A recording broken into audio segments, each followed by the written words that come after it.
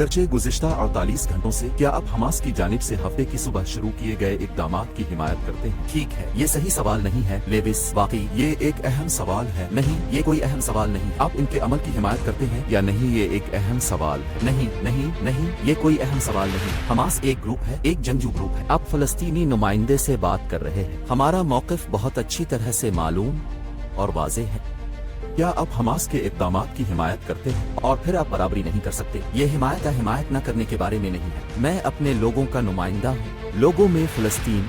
मैं यहाँ किसी की मज़म्मत करने नहीं आया हूँ, और अगर किसी की मज़म्मत करने की ज़रूरत है तो ये वही है जिसे अब मशरिक़ वस्ता की वाहिद जमहूरियत कहते हैं। वो इसराइल है और सैन के दरमियान वो वही कर रहा है जिसकी अपने अभी इत्तला दी है, शहरियों को निशाना बनाया, और ये सिर्फ पिछले 48 घंटों में नहीं हुआ। हमास सिर्फ फलस्तीनियों को निशाना बना रही थी, लेकिन आप उसकी मजम्मत नहीं करेंगे। मैं आपको एक बात बताता हूँ, हमास फलस्तीनी हुकूमत नहीं है। इसराइली हुकूमत अपनी मुनज़्ज़म फौज को अहकामात दे रही है। ठीक है, तो बरा करम यहाँ कोई हम आहंगी मत खींचे, बराबरी ना करें। ये आपके सामीन और नाजरीन के लिए हकीकी सूरत हाल को समझने के लिए इंसाफ फराहम नहीं करता। इसराइल के क़याम के बाद से उसका एक फौजी नजरिया रहा है। जब ये लड़ता है तो जाकर शहरियों से लड़ता है, शहरियों को मारता है, इसलिए वो जंगजुओं पर दबाव डालता है। 1948 के बाद से और रिकॉर्ड पर वापस जाएं, और ये गजा में दोहराया गया है और दोहराया जाता रहेगा।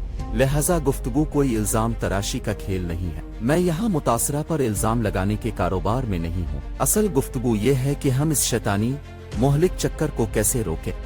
अपने सिर्फ आम शहरियों के कत्ल पर इसराइल की मजम्मत की, और अब हमास को आम शहरियों के कत्ल की मजम्मत नहीं करेंगे। अपने कितनी बार इसराइली हुक्काम का इंटरव्यू किया है लुइस? सैकड़ों बार।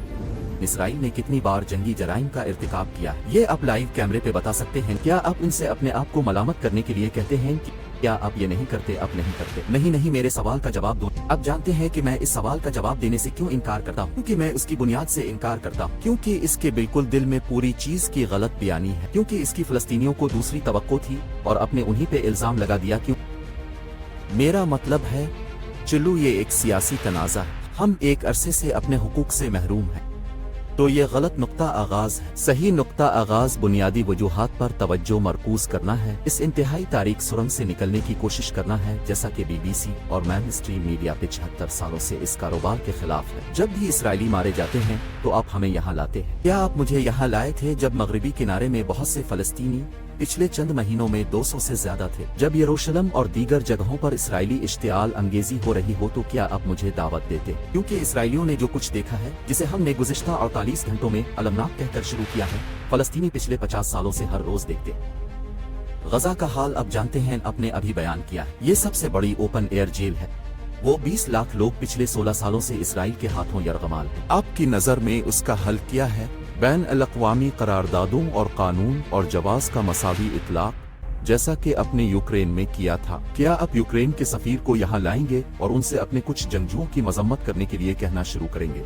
हमें इन कवानीन को पूरी तरह और यकसा तौर पर लागू करने की जरूरत है, जो दूसरी आलमी जंग की हौलनाकियों के बाद लीग ऑफ नेशंस ने बनाए थे। हमें ये यकीनी बनाना होगा कि इसराइल इससे मुस्तसल नहीं है। ये पिछले 75 सालों से है। हमें ये यकीनी बनाना होगा कि कोई भी कानून से बालातर न हो। बरतानिया मरूफ है लेविस, कानून की हुक्मरानी के लिए। मेरे ख्याल में यही हल है। इसराइल एक काबिज कुव्वत है, इसकी जिम्मेदारी है कि वो जेर कब्जा लोगों को तहफ़्फ़ुज़ फराहम करे। आपका इस प्रोग्राम में आने का बहुत बहुत शुक्रिया।